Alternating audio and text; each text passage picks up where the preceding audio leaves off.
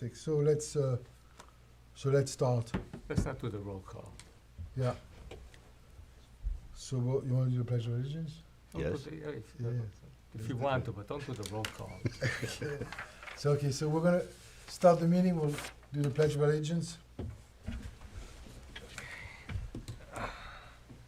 So I pledge allegiance to the flag of the United States of America and to the republic for which it stands, one nation, under God, indivisible, with liberty and justice for all. So we're gonna do a roll call. Pamela Gilmartin, is she on Zoom or no? No. No? Okay. Laura Devini? Yeah, Laura is here with us, thank you. Eduardo? Maybe. Okay. Christian Picot? Yes. Bob Essay? Is he on Zoom? No. No. Michelangelo Lieberman? I know he's a little sick. No. No? All right. Michael Anderson? No, I think he's traveling. And myself, Mark Schiffer, here. So today do we have a quorum? We have a quorum with Laura. Quorum is not four. I think so, no? There's 8 of us. So. It's four, Yeah. so we have a quorum. So we'll make a motion to accept the previous minutes. Second. All in favor? Aye. Hi, Laura? Can't hear her. We cannot hear you. We cannot hear. Can- Okay. Oh, now we Yes, can hear, yes. Yes. All right, I very wanted good. to say, Pamela Gilmartin is undergoing some surgery, and she asked me to say that she would not be here tonight. Okay, very good. So we'll, all our thoughts will go with Pamela Gilmartin's husband. Okay, so going down the agenda, just a quick update on the Proposition 3 for affordable housing. The Village of Southampton opted in with the town. This is the additional tax of 0.5% that will be collected through the CPF for development of affordable housing. This is going to be managed by the town of Southampton, and they are still forming a board that will oversee it. But all of the proposals will be submitted to the town. There are 7 villages within the town of Southampton, and only one has opted in, and it's the village of Southampton. We still need to do a resolution that will allow the mayor to be able to sign on behalf of the village any items concerning these funds. And right now they expect to start collecting the funds as of April 1st, and we expect to have possible funds available for development or for use for affordable housing, possibly like in June or July. Yeah. So this is an update on this Proposition 3. Question for affordable housing. Do you know whether the impetus is for more density in creating housing, like townhouses or condos? So or they something like have various possibilities and alternatives for funding of affordable housing.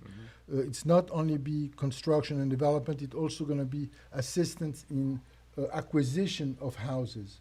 That if somebody does not have all the money to buy a certain house, the town will then be sort of a partner, will advance some of the money, and then when the person resells the house, the town gets that money back. So it will help the people who cannot really afford to buy those houses to be able to acquire and purchase those houses. So there's many avenues. The other things are to assistance to create second accessory apartments in houses. So they want to also be able to give grants to create accessory apartments. So they have there's a whole set of packages that we can maybe discuss it at the next meeting. Interesting. Yeah, it's not just development. But moving right along on the next item on the agenda, it's the discussion on the governor's proposal about transit-oriented development. And this proposal that's still being reviewed by at the state level and the county levels is to basically prevent any municipality from not allowing a multifamily development within half a mile of a train station. Meaning that within half a mile of a train station, whatever the zoning is on any municipality in New York State, any municipality cannot prevent the development of higher density within half a mile of a train station. So I spoke briefly with representatives of the Suffolk County Planning Commission, and the review is mixed. They haven't yet, they wouldn't really take a strong position on it, but it's still being reviewed. There was a lot of discussions with mayors and supervisors in Long Island, and some of them are opposed to it, some of them, you know. So it's something that we should keep an eye on, and that we, you know, in our case, we are one of the municipalities that have a train station right near us. So within half a mile, there would be you wouldn't be able to prevent a multifamily development with a affordable housing component.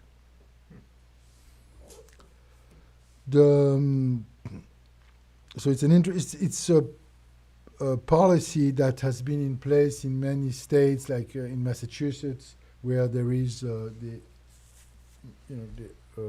try to help develop. What does the train station have to do with development of affordable housing or condominiums? So the question is, what does transit-oriented development is really something very common, you know, in lots of places all around the world, and also in the United States. It's really geared for when you have a main center, like a town, like New York City. They want to try to have people who work in New York City to be able to live, but instead of living in New York City, live around the train station that serves New York City. Right, but how would that, I mean, in Southampton, the train station is if you want to go to New York.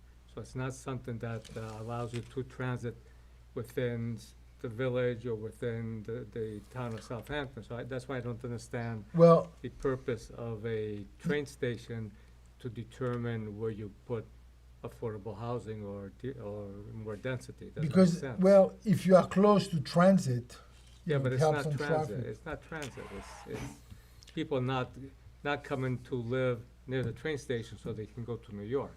That doesn't make sense. Because here we are far from it. Right. It is something that's absolute. That's very much, I think, at the meeting, the same thing. Jay Schneiderman was saying something very much along those lines, that this type of zoning should be left to the individual municipalities and not governed by the state. So it's still up for grabs. It's still being discussed. I think that Fred Thiel is also not so much in favor of it. He's reviewing it, but it's something that the governor is pushing very much. And the people in Westchester also are questioning it, but so it's something that we should keep an eye on it. Next item on the agenda, we have on the Sewer and Wastewater Committee. We did have a little meeting with the Wastewater Committee with Paul Travis and their engineers, DNB engineer, who gave us an outline of their plan. I think at this point they are working closely with the town to possibly develop a sewage treatment plant on the town property that would service the village business district. So it's something that it's still under review. So at this point, I think it's too early for us to really present it, to present and discuss. But it's something that should be coming up very soon. Next item on the agenda that we have is our updates from the village planner. Is Alex on the Zoom? Yep. Sorry? Yes, I'm here. Are you able to hear me? Yes, perfect. So you want to maybe brief us briefly on some of the items like the arts and culture overlay district? Has there been any progress on that? Yes, I believe the trustees have declared themselves lead agency on that. We're going to be referring it to Suffolk County, and right now we're kind of in the stages of finalizing some of the code language so that we can integrate it into the zoning ordinance. Okay, great. And so BFJ, you're working with BFJ on this? Yep, that's right. I'm coordinating with BFJ and with the village. Okay, great.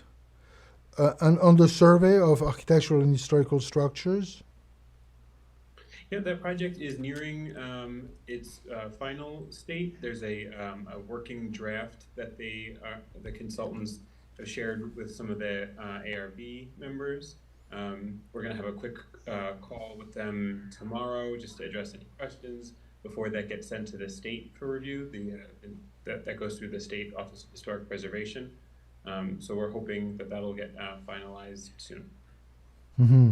Right, that's very important because the village is also, and for whoever is not all familiar with that, is that the village is a CLG, meaning that we are a certified agency when it comes to historical structures, and we have a right to prevent demolitions or require special permits or special approvals regarding historical structures.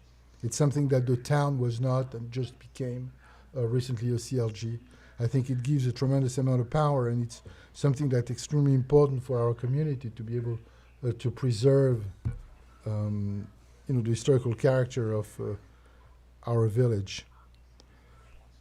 So this was led, who was the consultant, Alex? It was Preservation Studios LLC. Preservation, okay.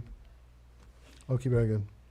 So they should be making a presentation at the ARB? No, I don't think there's going to be a presentation. I think once we receive many input from the state, the ARB will formally accept the report, and it will be made available. Because if they would be welcome to maybe make a presentation at the next planning commission meeting of their findings. Right, probably it would be premature at this point because it hasn't been approved by the state. But once it is, they may present that. More likely, it would happen in the context of an ARB meeting. But certainly, we'll share that information when it becomes available. Right. I know the ARB meetings are very clogged already for approvals on permits. So for the planning commission, that could be a good vehicle to have a presentation. The next item here was the intermunicipal agreement for the contractor's license. Has the building department started to accept the town-issued home improvement contractor's license? Yep, I understand that we have. Okay, that's great. This is something that is very much, it's a very good local law, whereby before, in order to do work within the village of Southampton, you had to have a Suffolk County license, and if you had to file a complaint against the contractor, the complaint would have to be reviewed in Suffolk County. Whereas now the village is now accepting as a licensed contractors, home improvement contractors licensed by the town, and if you have a complaint against any contractor, it would then be referred to the town licensing review board, who would then review the complaint. And I think it makes a lot more sense since the people on the licensing review board are locals, and it's easier to review that. Mark, I'll add a point, because this applies also to landscapers. If you remember when we worked on the leaf blower legislation, we removed the licensing requirements at the village level for landscapers since that couldn't be executed. And that went through also the same intermunicipal agreement. So that a landscaper with a license in the town can come and work in the village now without having to seek a additional permit in the village, lighten up the governmental load for them. Right, and it's very important that that everybody in the public only hires licensed contractors that are licensed by the town, that they are who have been vetted by the town, who have had their insurance vetted by the town, and people who have provided information about who they are and what they have done, and so on and so forth. So, and the intermunicipal agreement is to allow to the town, and more specifically the town licensing review board, to have jurisdiction on those contractors in the event of a complaint. Let me ask you something. Are contractors and landscapers required to show the license when they propose a job? Or are we supposed to ask for it and most people don't know that they're supposed to have it? You're right. So that's a very good point. What happens is that there is a requirement to be licensed. When you are working on a single-family home, you must be licensed. It's the state law, General Business Law 777, whereby any agreement that they make with a homeowner has to be in writing, has to have certain clauses, and they must be licensed to work. And if they are not licensed, and then at that point the contractor may not enforce the contract, whether it's improvement or landscaping. So it's important to make sure that whoever a homeowner hires, a contractor or a landscaper, that they are licensed to Yeah, work. but who controls that? Well, the town issues the license. I understand, but who controls to make sure that the homeowner or whoever's asking for the work to be done, that they know that the contractor is actually licensed? Well, one way is to ask the contractor. Well, most people probably don't know to ask. 'Cause I didn't know, I knew nothing about this. Yeah, it's important. Yeah, it's a license. Whenever you work on a single-family home, there is a specific requirement Okay. to So be there's no licensed. control, No, it's unless there's a problem. right when there's a problem. So if and the licensing review board at the town reviews regularly complaints against landscapers for trees that died too soon or work that was not done properly. So that's the next point that we have here was the demolition permit and the C&D recycling. And I was going to have someone from the New York State DEC to address us also how important it is for to have, again, licensed contractors that do demolition, but also for them and to make sure that all of the construction and demolition debris goes to transfer stations. That there is a big issue of solid waste being dumped in our woods, So here, hopefully, maybe next week. Right now, the village has on their demolition permit, and correct me if I'm wrong, Alex, but does not ask where will the waste go to, whereas in many municipalities, including the town, they do ask for the permit to make sure that the waste will go to a New York State DEC permitted facility for construction and demolition debris. So it's something, hopefully maybe next week we'll have, next month I'll try to have somebody from the DEC to explain more about it. Because construction and demolition debris really gets recycled almost 100% between the sheetrock, the plastics, the stone, everything gets recycled. There is no what's called putrescible material. Everything gets recycled. So, and the next item that we have here on the agenda is we were asked, and rightly so, by Trustee Bill Manger to review the penalties for local code violations. And it is an effort that we are going to do together with the ARB, the Architectural Review Board. The Architectural Review Board will focus on the violations and penalties regarding building code and zoning issues, and we will focus on other ones. So I think maybe Eduardo would like to join, so Sure. we'll have Eduardo and you. No, I'm specifically working already with the ARB for the issue of building tear down, so I'm going to focus just on that. Okay, so we'll have Laura, would you like to join us, or should I volunteer another person? I will. You will? Okay, so we'll, between Laura, Eduardo, and myself, and then maybe we can get somebody else from the public to join us to review these penalties.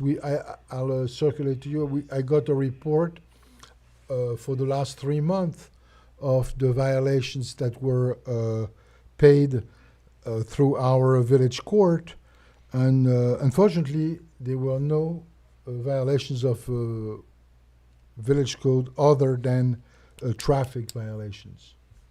So it's something that we need to look at in terms of enforcement, but to make sure that How is the ARB involved with, we're gonna, it's a, penalties in local code? Because usually penalties are after the fact, after the ARB has given their approvals. right, well, the ARB, because they give certain approvals and mostly in connection with the zoning codes and the building codes, and they, if people do not comply, they want to be able to have better teeth and better, they want to be able to enforce those regulations in a more meaningful way than just. Wouldn't that be the building department?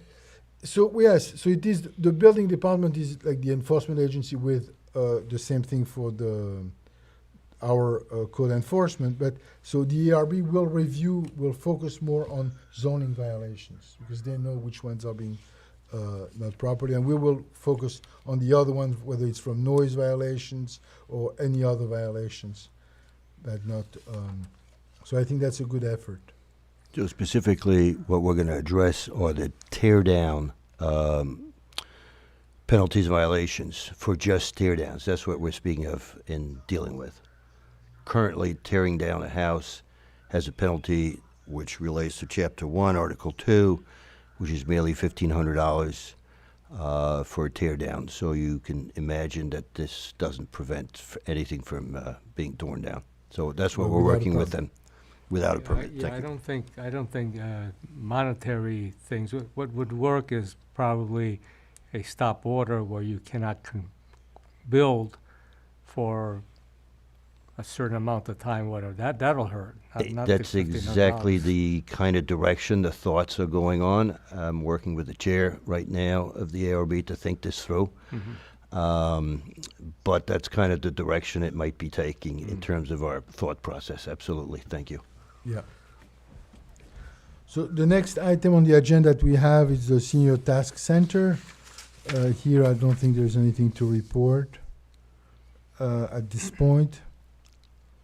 The next item is, you want to talk about Tree USA?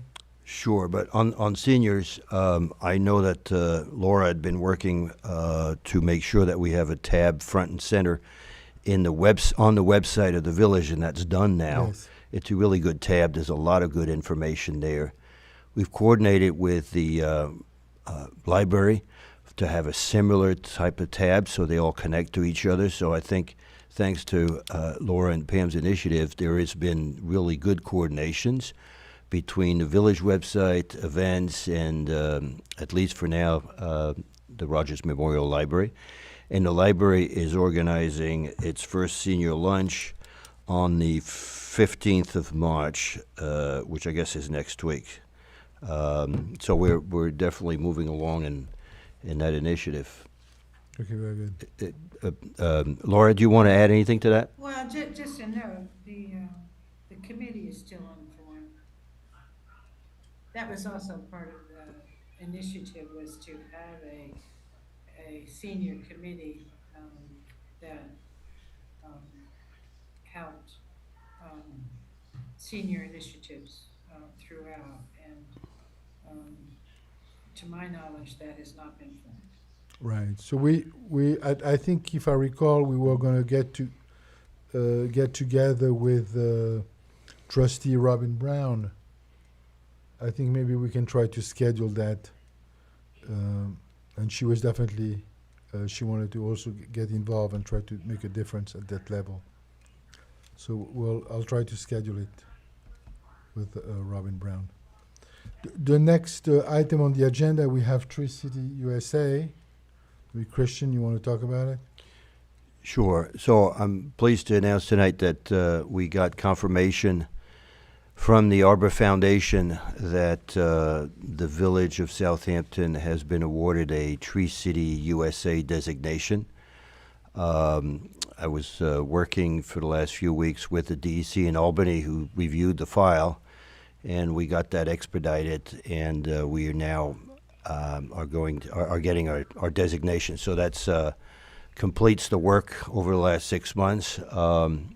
Laura has done a lot of work with me on this.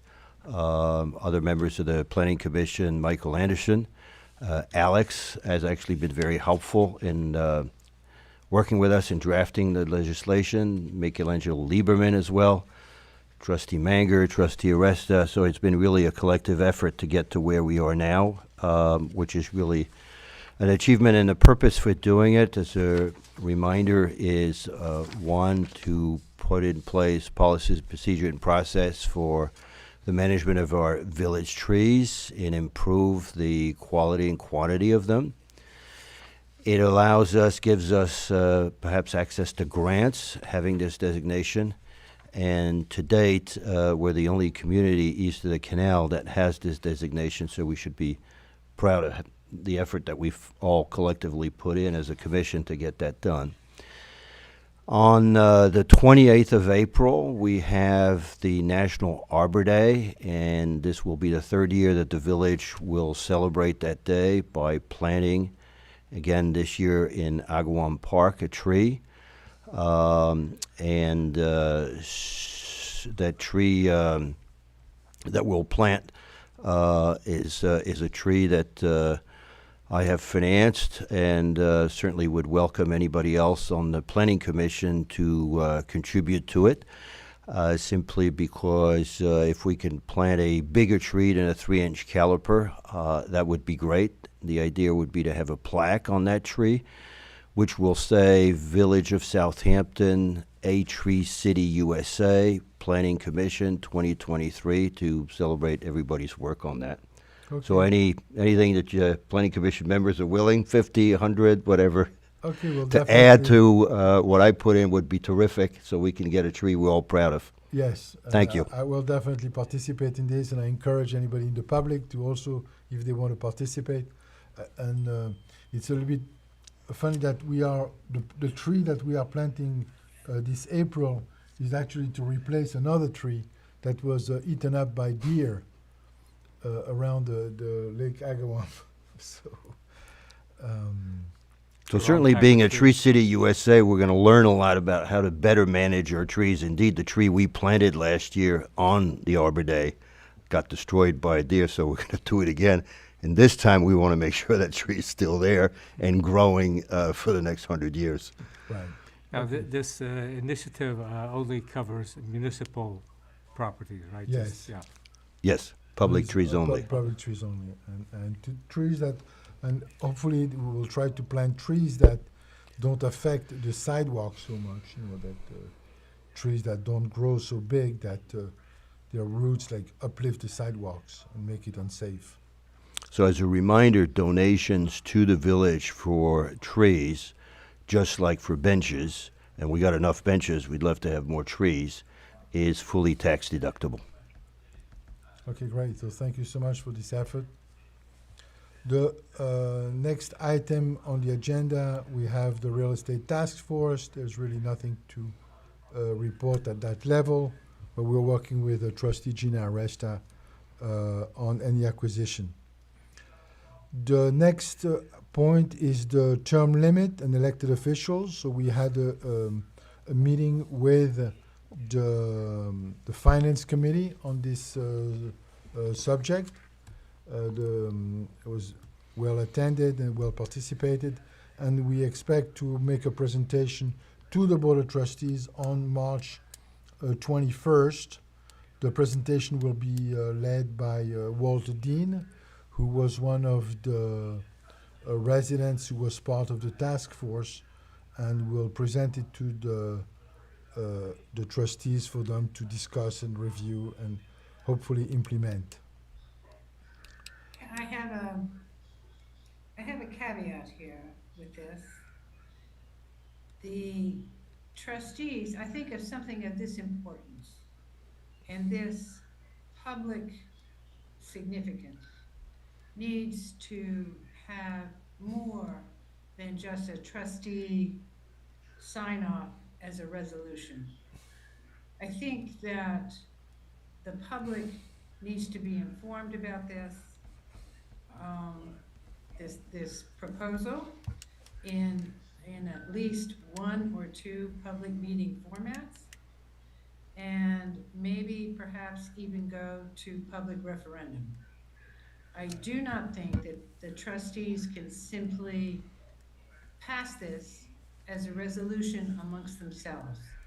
It's too far-reaching and has implications for everyone in the village, especially the taxpayer. Yeah, so And very, I thought, now just a minute, and I thought that when we approved it to go to trustees last month, that there was a caveat that it would come up to perhaps further discussion amongst the planning commission. Okay. Am I wrong about that? but I think the suggestion you're making is a very good suggestion. So by way of background, right now the village has elections every year.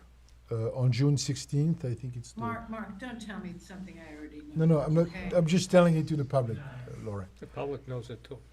So we have elections every 2 years, so it's every year, and the concept is to be able to change to have elections only every second year. As we know, the trustees are elected for a 2-year term. Everybody's elected for a 2-year term, and there's a proposal to change it to a 4-year term. Now, there was a task force that worked on it, came up with a resolution, and the discussions will be made at the trustees level, because according to the village laws in the state of New York, it's within the purview of the trustees to decide whether it needs to be to go in front of a public referendum or not. It's totally, completely within the purview of the trustees. I don't know, that's So- a conflict of And it interest. also should just go to No, public that's a meetings conflict that of are interest. advertised. Yes, they will. I am sure that they will be holding public hearings, and we will be there. You are sure about that? Yes, I am sure about that. I'm sure that they will hold public hearings, and Yeah, you but know. for Because them to this- a decide under similar proposal compensation and was- the term limits, it's really a conflict of interest because it affects them directly. Eduardo, I can't hear you. I'm saying for them to decide on term limits and compensation is a conflict of interest because it pertains to them directly, so. Right, but- I don't really agree with what you just said, that they have the purview. No, it is because- it's the law. It Yeah, is I'd like to within- see that. I'd like Yeah, to see yeah, that. okay, Show okay. it to me. Yeah, okay, I will show. I will say that I think something similar came before the village about 10 years ago. And the public voiced, were involved, and it was tabled or not voted on or whatever, but it was not passed. And I agree with Eduardo, that this is somewhat of a conflict of interest, especially if it just goes to resolution at the trustee meeting and they get to vote on it, yes or no, and the public is not involved. I have severe trouble with that. I have trouble with that. No, I understand. I understand exactly what you're saying, and it's something that will be discussed on the 21st, the opening. I believe that the trustees and the mayor want to have input from the public on this matter. They understand the importance of it, but it's also for good governance. We think that a 2-year term is, you know, Yeah. Well, I think it should whatever. be decided by the I public. think the public needs to Yeah. decide. Put And- in, when we go to vote, sometimes they add something, do you agree with? yeah, on the It ballot. has to be either on the Absolutely, ballot, listen. there's gotta, but it's No, no, not, and it's a very healthy discussion that we have right now. You know, I appreciate very much what Laura's opinion and Eduardo's opinion, and I, you know, congratulate you for voicing it. Who is presenting this on the 21st? Walter Dean. Okay, and what exactly is he presenting? Well, he's going to present the what had been voted on and what the task force recommended. which I voted against, by the way. No, I understand. And you know, we voted. Sometimes we vote for, We somewhere. voted with a caveat, Mark, and I It want was to make further sure discussion. that Mr. Dean understands that that's not a blanket vote for what No, the I task understand. force do. He understands that. He understands very well. He understands. Okay. So I think that here, Walter Dean will make a presentation, and we will start the debate, and everybody will be heard on this And matter. if he wants to, if he makes a recommendation, part of that recommendation should include public meetings. Yes. Okay. Okay. Taken. Next item on the agenda is the deer management task force that at this time there was a recommendation made, and the trustees voted and retained the services of a deer management firm to on a 1-year contract to address the deer problem that we have in the village. So it's something that was done very quickly by the trustees, but I think it's an important problem. We'll see what happens, the result after 1 year. I think it's something for the planning commission to keep an eye on and to continue. And by s- deer management, everybody should know it means culling. That is, with arrows, killing them in designated spaces, which again, I oppose vehemently. Yeah, no, I appreciate that. No, I understand that it was a decision, there was a discussion on the board of trustees, and they decided to go with this company that is licensed and has permits from the New York State DEC for culling purposes. The contract is only for 1 year, and we'll see what the result is and what's, but it's the debate is open, and there is always. It's not this- open, it's already been decided. It- If it's already been decided, it's not open. Yeah, I mean, they decided it, and they did sign the contract for a 1 year. It's something that, I encourage everybody to hear, to discuss it more with the trustees. And maybe we can revisit other methods for next year. So, Mark, I thought we were going to get the lady from the DEC, whose name I can't remember just now, who issues Yeah, that's permits. cool, yeah. And the question I would love, if you have a chance to speak to her, is to get a sense of, do we know, and if we don't, how could we know, what is the current deer density in the village of 6.5 square miles, and what would be DEC recommended density for these animals to be healthy in the village. I'd be really curious so that we understand what is the objective for the program over the next 1 year, 2 year, 3 year, in terms of where we are today and where we want to get to for a more acceptable population. I'd just love to get more input from her, who must be qualified to answer at least some of those questions. Yeah, okay, these are very good questions. This is a very good point. And I believe her name is Lespo. She is the person in charge in the Natural Resources Department or the Wildlife Department to issue the permits to people who do this type of. But if you have a relationship with her, I'd love you to Yeah. maybe query that. I Yes. think it's important for us to know where we are today, or if we Yes. don't know how to figure it out, where do we need to be within 3-5 years. Yeah, let me ask her to, maybe she can put something together. I had invited her, but she's a young lady who has a family, and it's difficult for her to come after work Maybe Zoom, to make, yeah, Zoom her in. yeah, exactly. No, you're right. Maybe she can also talk about alternatives to Absol- culling, Absolutely. Yes, exactly. No, absolutely. She does have, there are some villages that do. which we never discussed in this board. Okay. All right, so yeah, let me see if I can invite her and participate via Zoom and discuss alternatives for maybe for next year of No, other this year too. solutions. You Well, can- this you- year the yeah. contract is signed. Yeah, and- but you can still implement alternatives as well at the same time. Yeah, well, that company does culling. This No, deer I management understand, company. but there's other companies or other ways of doing this. Right. Okay, very good. The next item on the agenda that we have is mobility and transportation.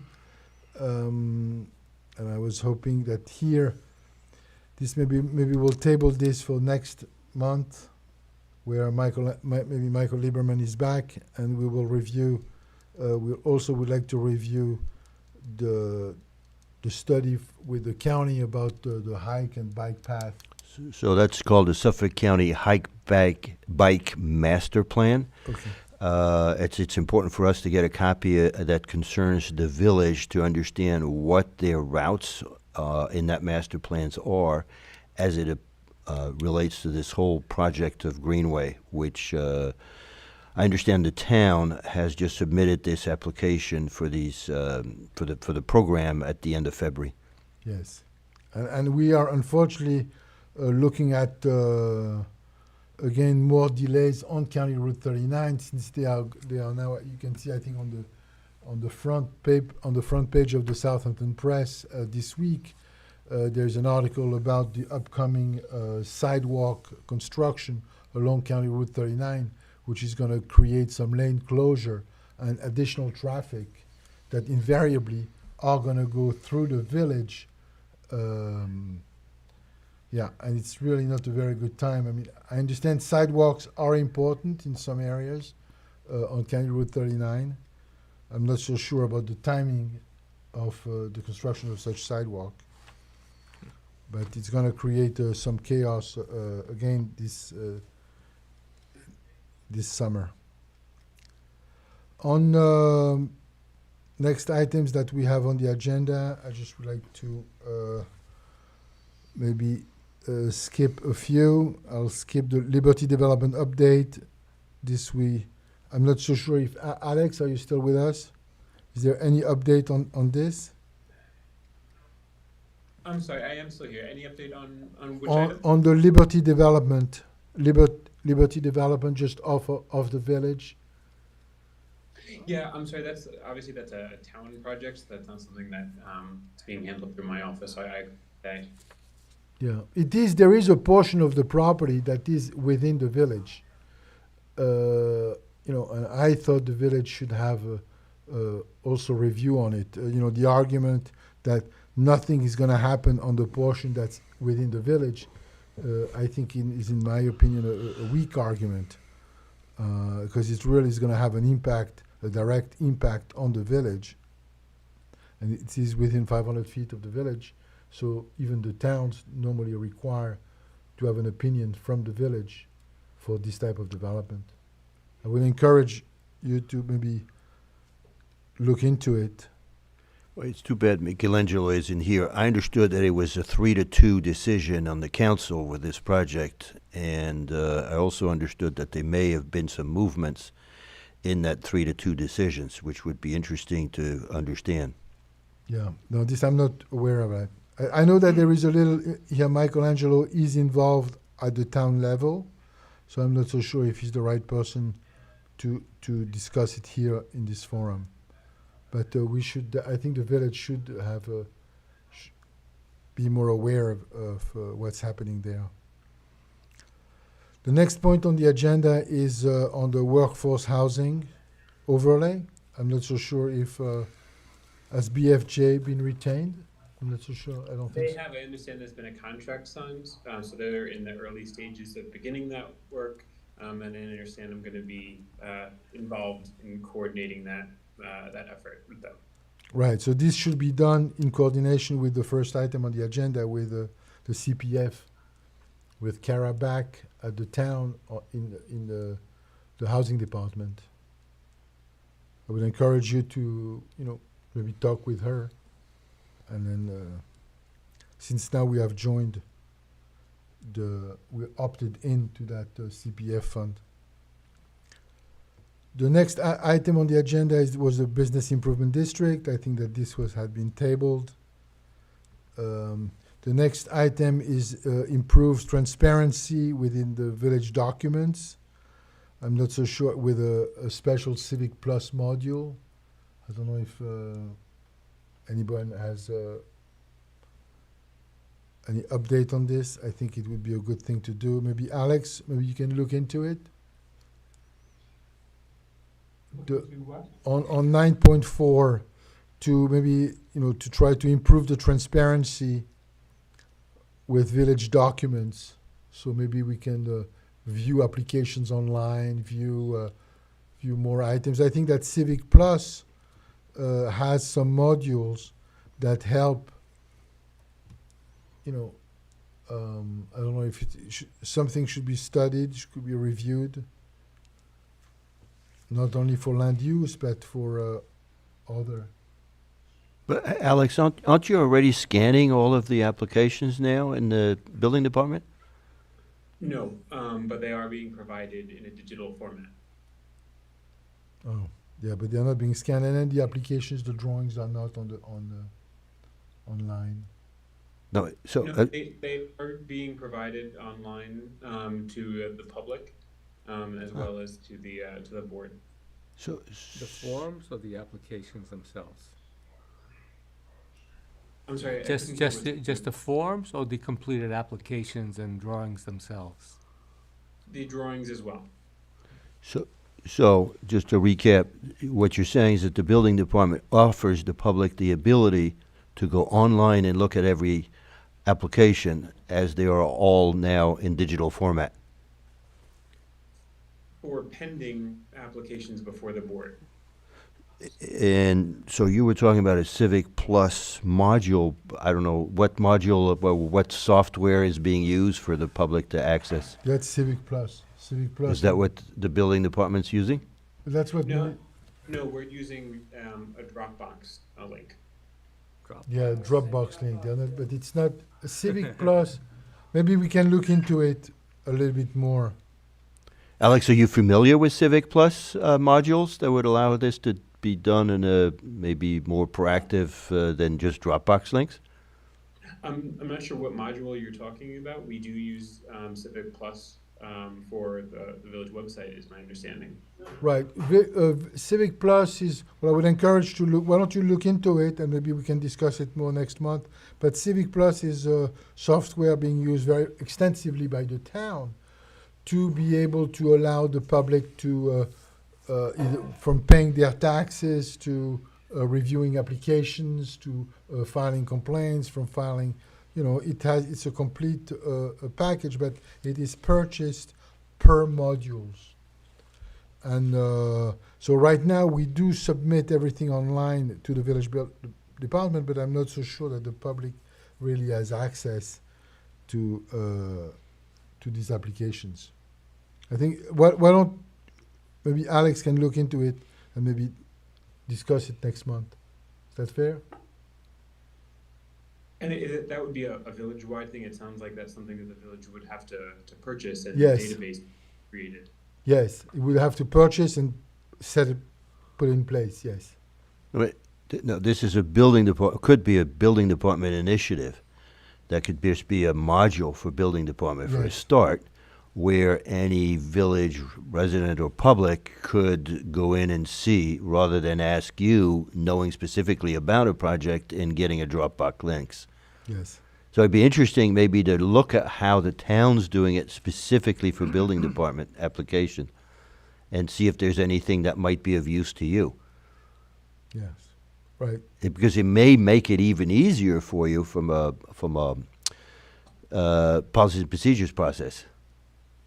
Just a thought to look at what the Yes. town's doing that could be useful for you in the village. That's what we're talking about, Alex. Does that make sense now? Right. Okay. And it also would allow more public participation to the applications. This brings like we have the tax receiver just announced that you now can pay your taxes online on the website. Go to southamptonvillage.org and be happily paying your taxes online now.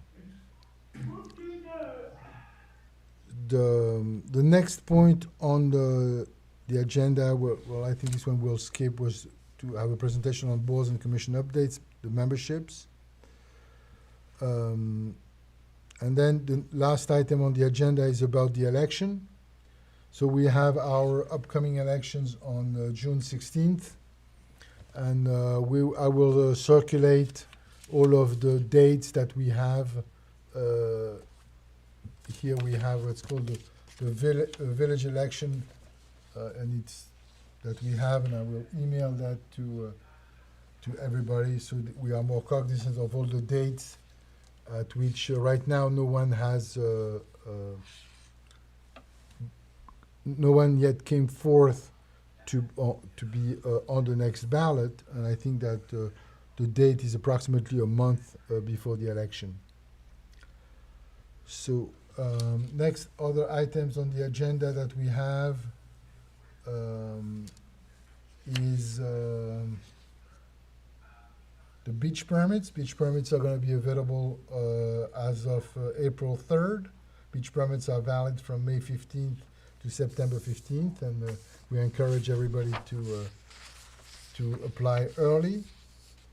And this summer we have a lot of events that are being planned, including concerts in the park every Wednesdays, starting on July 5th. We'd like everybody to be to participate in this. And then this is the dates on the village permits and the new fees that are available from the village clerk. For beach permit, my understanding is they're taking them by mail now, and they'll take demands physically starting on April 3rd. Yes. Yeah. So any other items to discuss or any public comments? Do we have anybody on Zoom for comments? No? Okay, any other suggestions, any other discussions? Well, I want to thank everybody for participating, and I'd like to make a motion to adjourn and to our next meeting, which will be on April 6th. Make a motion? Second. Everybody in favor? Aye. Okay, so thank you very much, and we'll see you on April 6th. Thank you.